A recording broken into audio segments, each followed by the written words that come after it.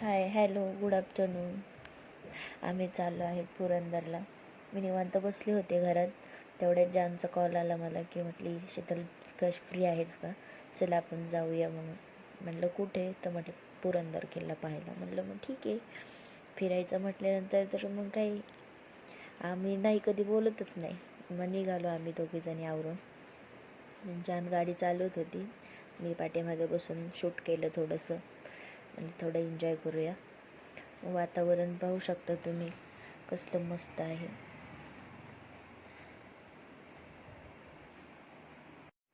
आम्ही इथून खूप बरेच वेळा गेलो आहे काळूबाईला, पण आम्ही इथं कधी गेलो नव्हतो. खूप दिवसाची इच्छा होती जायची, त्याच्यामुळं मग म्हटलं की चला जाऊयात. मग दोघीजणी निघालो, आणि आम्ही दोघे असल्यानंतर आम्हाला तिसऱ्या व्यक्तीची काही गरज नसते.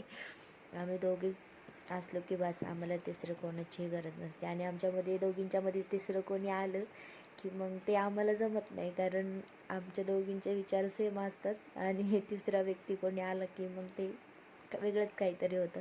त्याच्यामुळं कुठं पण जायचं झालं तर आम्ही दोघीच जातो. पण एवढं छान असं वातावरण होतं. गेलो, मग तिथे एक स्पॉट होता मस्तपैकी. मग म्हटलं थांबावं तिथं फोटो वगैरे काढावे. मी तिला म्हटलं तू खूप छान दिसतेस, तर बघा ती कशी लाजती आहे. मग तिथे थांबून थोडा वेळ फोटो वगैरे शूट केला आम्ही. मग तिथून थोडंसं थांबून वगैरे पुढं निघालो आम्ही. म्हटलं चला जाऊया. मग तसंच पुढं गेलो. जायचं होतं पुरंदर किल्ल्यावरती. मग गेलो, तिथं बोलली की ढग पळत आहेत, बघ बघ. मग थोडंसं शूट केलं, म्हटलं खरंच पळत आहेत का बघूयात. तर हा, खरंच पळत होते. मग तसंच पुढं गेलो, तिथं छोटे छोटे माकडाचे पिल्लं होते, ते पण पाहिले.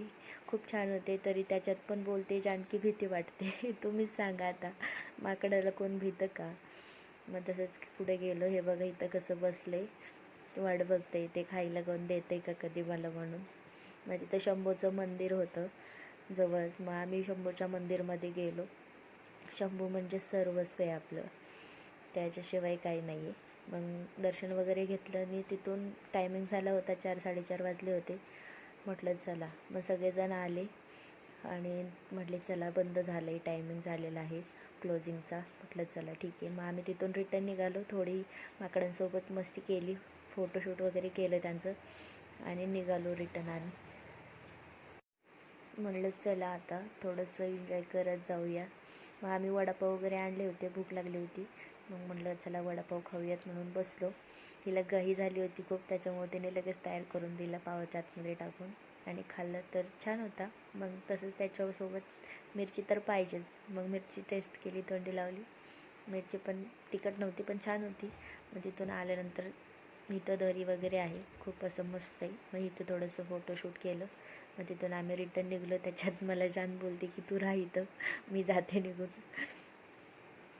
मला सांगा मी इथं राहिल्यावर कसं होईल. मग दोघीजणी सोबत निघलो. तिथून थोडासा एन्जॉय केला, मज्जा मस्ती केली.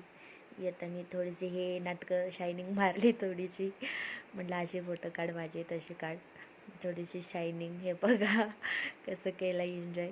मग पुढं आल्यानंतर तिथं एक छोटासा झरा दिसला आम्हाला. तर बघा हे तुम्ही पाहू शकताय. हे बघा येडं कसं नाचतंय. हे येड्याला असं वाटते की कोणीच नाही आता आपल्याला, एन्जॉय फक्त एन्जॉय करायला आले. तो का किती छान असं झरा आहे, कसं उभं राहिले ते माकड बघा तिथं. ना आता मी जाते तिकडं, तुम्ही बघू शकताय. जवळ जाऊन दाखवते बघा. बाप रे, कसलं भारी पाणी आहे, एकच नंबर. बघू शकताय तुम्ही. हे बघा ही माकडीन कशी करते.